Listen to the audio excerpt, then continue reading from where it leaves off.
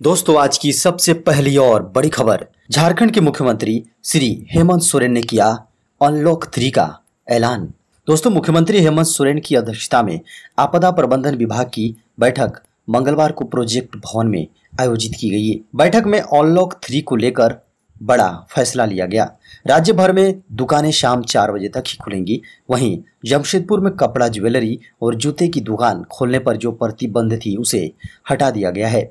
साथ ही झारखंड में मॉल आदि को खोलने का भी निर्णय सरकार ने लिया है। इस दौरान 24 घंटे दूध बेचने की अनुमति होगी। अब सभी सरकारी विभागों में 50% कर्मियों की उपस्थिति अनिवार्य होगी। शिक्षा मंत्री श्री जगन्नाथ महतो के झारखंड लौटने से पारा शिक्षकों में खुशी की लहर मिल सकता है बड़ी सौगात। झारखंड के शिक्षा मंत्री श्री जगन्नाथ महतो के झारखंड लौटने पर झारखंड के 65,000 पारा शिक्षकों में खुशी की लहर है। मंत्री के झारखंड लौटने से पारा शिक्षकों को अस्थायीकरण व वेतनमान की उम्मीदें बढ़ गई हैं। उन्होंने कहा था कि झारखंड लौटने के बाद वे पारा शिक्षकों की समस्याओं को दूर करेंगे। आपको बता दें कि जिस दिन पारा शिक्षकों के कल्याण कोष से संबंधित नियमावली पर स्वीकृति देने के लिए बैठक होनी थी, उसी दिन मंत्री कोरोना पॉजिटिव पाए गए थे। शिक्षा मंत्री कोरोना को मात देकर चेन्नई से झारखंड लौटे हैं। उन्होंने कहा कि वे वहां लौटे हैं जहां सब कुछ और सभी अपने हैं। इससे पहले उन्होंने रांची लौटने के लिए चार्टर्ड विमान पर बैठने के दौरान भी इसे लेकर ट्वीट किया था। रांची पहुंचने पर उन्होंने ट्वीट किया कि वे भगवान बिरसा मुंडा की पावन धरती पर विनोद बिहारी महतो की कर्म भूमि पर दिशोम गुरु शिबू सोरेन के आशीष तले पहुंच गए हैं। उन्होंने राज्यवासियों को जोहार करते हुए कहा कि उनकी कामनाओं से ही वे स्वस्थ हो सके हैं। झारखंड में 20 जून के बाद कमजोर पड़ सकता है मानसून। झारखंड में 20 जून के बाद मानसून कमजोर पड़ सकता है। इसकी सक्रियता में कमी आ सकती है। इसे बारिश कुछ समय के लिए थम सकती है, लेकिन 20 से पहले पूरे झारखंड में मानसून का जोर रहेगा और पानी बरसने का सिलसिला जारी रहेगा। कहीं कहीं भारी बारिश होने की भी संभावना है। मौसम विभाग के अनुसार पिछले 5 दिनों के दौरान मानसून जबरदस्त रूप से सक्रिय रहा। झारखंड प्रवेश से ठीक पहले बंगाल की खाड़ी के उत्तरी हिस्से पर बना निम्न दबाव क्षेत्र इसके आगे बढ़ने में काफी सहायक रहा। इससे अनुकूल स्थिति होने के कारण छोटी अवधि में यह एमपी, उड़ीसा, झारखंड, पश्चिम बंगाल समेत उत्तर भारत के अधिकतर इलाकों पर कायम हो गया। यह निम्न दबाव क्षेत्र अभी झारखंड के पश्चिमोत्तर और पूर्वी उत्तर प्रदेश के ऊपर केंद्रित है। आपको बता दें कि अगले 3 से 4 दिनों में इसके कमजोर होने से मानसून की सक्रियता में कमी आएगी। झारखंड के मुख्यमंत्री श्री हेमंत सोरेन ने दिया ब्लैक फंगस को महामारी घोषित करने का निर्देश। ब्लैक फंगस को सरकार ने झारखंड में महामारी घोषित करने का निर्देश जारी कर दिया है। साथ ही अधिकारियों को निर्देश दिया गया है कि ब्लैक फंगस के डिटेक्शन से लेकर इलाज के प्रॉपर इंतजाम किए जाएं, जिससे कि इसे फैलने से रोका जा सके। आपको बता दें कि 2 दिन पहले ही सेंट्रल हेल्थ डिपार्टमेंट ने भी इसे लेकर एडवाइजरी जारी की थी, जिसमें लक्षण से लेकर दवाओं के इस्तेमाल को लेकर भी गाइडलाइन की जानकारी गाइडलाइन में जानकारी दी गई है। ब्लैक फंगस के झारखंड में कुल 131 मामले हो चुके हैं, जिसमें 19 पुष्ट मामले हैं और सस्पेक्टेड का आंकड़ा 52 पर पहुंच चुका है। 37 लोग ब्लैक फंगस से रिकवर हो चुके हैं, जबकि मरने वालों का आंकड़ा 25 पर पहुंच गया है। इसके बाद ही सरकार ने इस बीमारी को महामारी घोषित करने का बड़ा फैसला लिया है। दोस्तों, एक बड़ी खबर सामने आ रही है। झारखंड के 7 आईपीएस अधिकारियों का तबादला। गृह कारा एवं आपदा प्रबंधन विभाग की जारी अधिसूचना के अनुसार झारखंड के 7 आईपीएस अधिकारियों का तबादला इधर से उधर कर दिया गया है। वहीं 3 को अतिरिक्त प्रभार सौंपा गया है। रांची के नए ट्रैफिक एसपी अंजनी अंजन होंगे।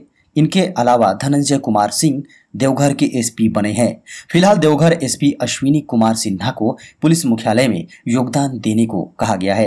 रांची के traffic SP Ajit Peter Dungdung को जगवार का एसपी बनाया गया है। झारखंड के कृषि मंत्री श्री बादल पत्रलेख ने कृषि यांत्रिकीकरण प्रोत्साहन योजना अंतर्गत 8 सखी मंडलों को मिनी ट्रैक्टर और रोटावेटर दिया। कृषि क्षेत्र में महिलाओं की भागीदारी बढ़ाने के लिए सरकार 425 सखी मंडलों को ट्रैक्टर और रोटावेटर 80% अनुदान पर दे रही है।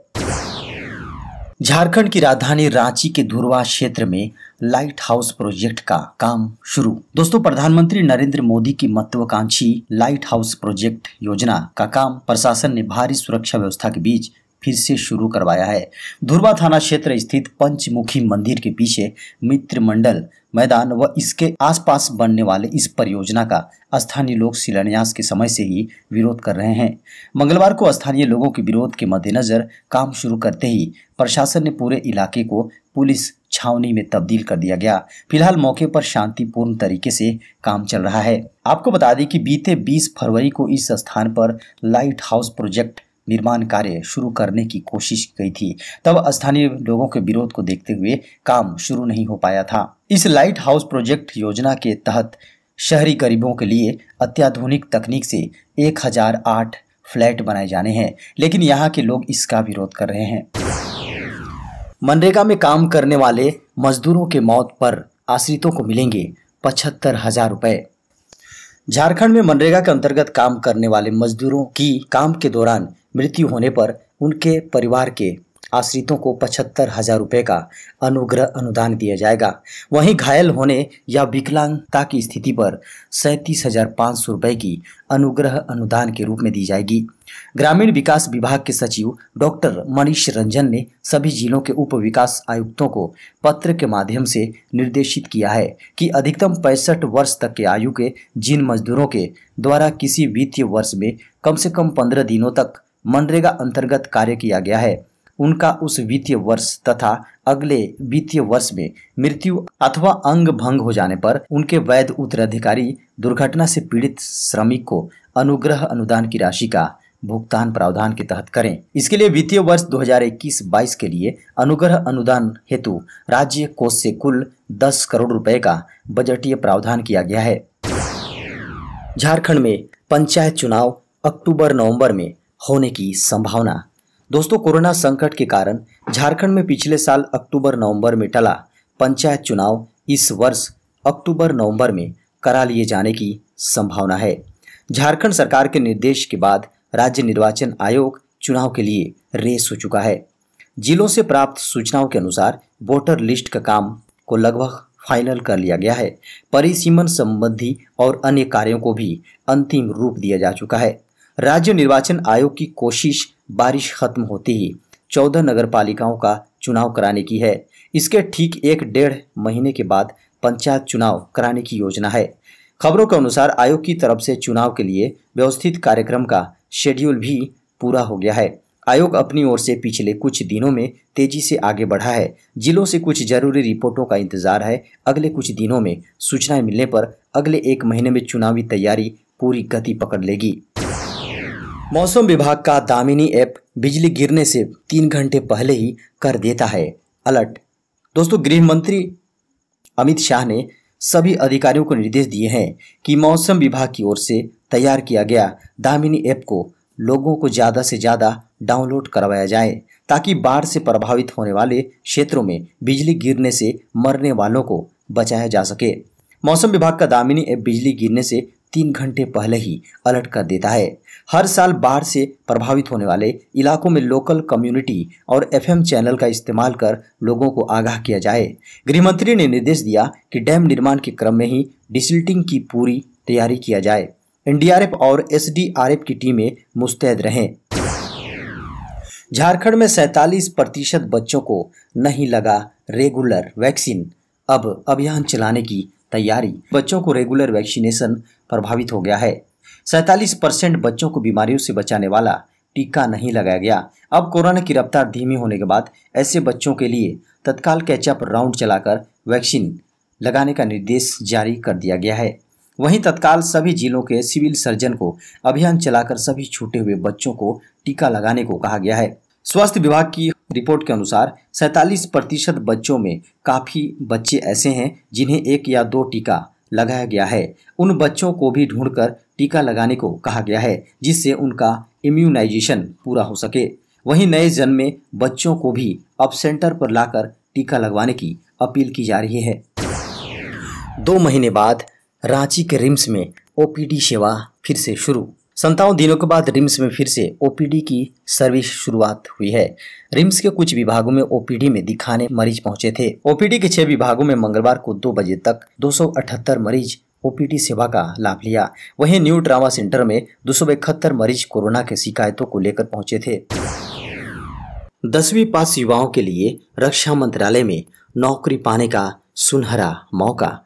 रक्षा मंत्रालय की ओर से ग्रुप सी में भर्ती के लिए नोटिफिकेशन जारी की गई है।